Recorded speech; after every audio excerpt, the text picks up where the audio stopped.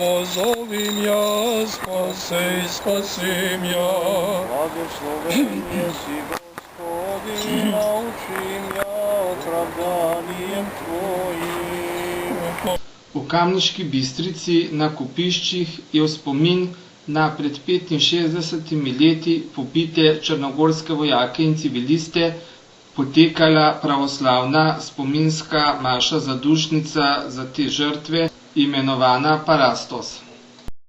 Nato pa je v Muzeju novejše zgodovine Slovenije potekala predstavitev knjige Sava Gregoriča Pucaj, rat je završen, oziroma po slovensko Streljaj, vojna je končana. V knjigi avtor obravnava usodo protikomunističnih črnogorskih beguncev, ki so se pred komunističnimi partizanskimi silami umikali proti Sloveniji. Tu jih je dočakala kruta usoda, saj so jih pobili. Nekateri pa so vendarle preživeli in se danes takole spominjajo teh dogodkov. Tamo je ubijeno mnogo ljudi, ubijeno 80 sveštenika, mitropolije Crnogorsko-Primorske, pa je ubijeno 200 intelektualaca, žene i djece i tako dalje. Otprilike 2000, tako dalje. 1800 do 2000 ljudi je tu bilo. I onda je to... I vojaki, i žene, i sve? Jeste, to je skupa sa vojskom i sa starcima i sa intelektualcima i sa sveštenicima. Sve. Ali to su ubijeni, smo bili u logoru u jednoj šumi, pa su nas poslije doveli u Titaniku. Jer dok smo bili u sastavu slovenačke vojske, što su s njima predali, mi smo bili potpuno obezvrijeđeni. Tako da smo imali jedno visoko poštovanje od strane Slovenaca i uvijek im hvala. A kad su došli Crnogorci, oni su nas pobili i tako dalje. Crnogorci, Crnogorce i Slovenci, Slovence, Hrvati i tako dalje, svi redom. To je po nalogu Josipa Broza naređeno i on je to naredio da se tako postreljaju ti ljudi. Vi ste bio... Ja sam stariji brat Dušana i ja sam bio i moj brat Dušan i još dva brata koji su stariji od nas. I mi smo zajedno otišli iz svoje kuće. Ovo je najbrojnija grobnica i zato smo odlučili da ovdje se održi Parastos i ovdje smo imali Parastos 4. godine. Pre 4 ili 5 godina. Da bi bilo nešto jasnije, možda bi bilo dobro reći, mi smo bili vojska zaklita kralju otadžbine. Pod vrhovnim vodstvom Draže Mihajlovića, kako? Nismo pripadnici bili nikakve informacije za lično vojska naše države Kraljevine Jugoslavije. Niste bili Nedićovi četnici ili slično? Mi smo bili vojska Kraljevine Jugoslavije. U domovini, otadžbini? Pod komandom, naravno, Draže Mihajlovića, koji se branio svoju zemlju i svoju državu. A bili smo u sastavu jedinice Pavla Đurišića, pogibije Pavla Đurišića, onda smo ušli prema Sloveniji.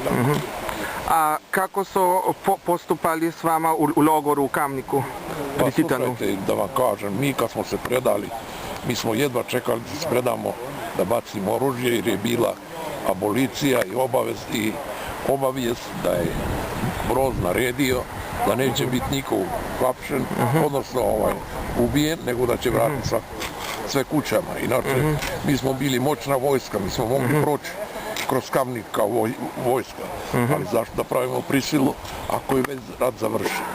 I tako smo se predali, međutim bili smo prevareni i to zbog toga su nas tu streljali i streljali našu braću i tako. U Crnogori ima li rehabilitacije tih žrtava ili ne? Nema. Nema rehabilitacije, nema. U Srbiji je izvršena rehabilitacija nacionalnog pokreta, pravočetničkog pokreta. Ravnogorskog pokreta. Tačno. A u Crnogoru nema, u Crnogoru je... Slično kao u Sloveniji. Pa slično, jel, kao u Sloveniji. Da, ja sam mislio da je u Sloveniji malo bolje. A ja. Znate, malo je čudno danas govoriti poslije sloma komunističkog sistema, evo skoro, koliko je? Skoro 15 godina od kad je komunistički sistem kolaps, zato što je to pogrešna ideologija. I danas je zaista malo čudno govoriti o tome kako ljudi ne shvate da je taj pokret bio pogrešan, da je to bila jedna zabluda i da ono što su napravili i ono što su uradili od početka do kraja, to nije bilo ljudski, to nije bilo humano, to je bilo sve rađeno za interes jedne pogrešne ideologije. V Muzeju novejše zgodovine Slovenije pa se je teh dogodkov spominjal takole. Nas je bilo u grupi možda nekoliko stotina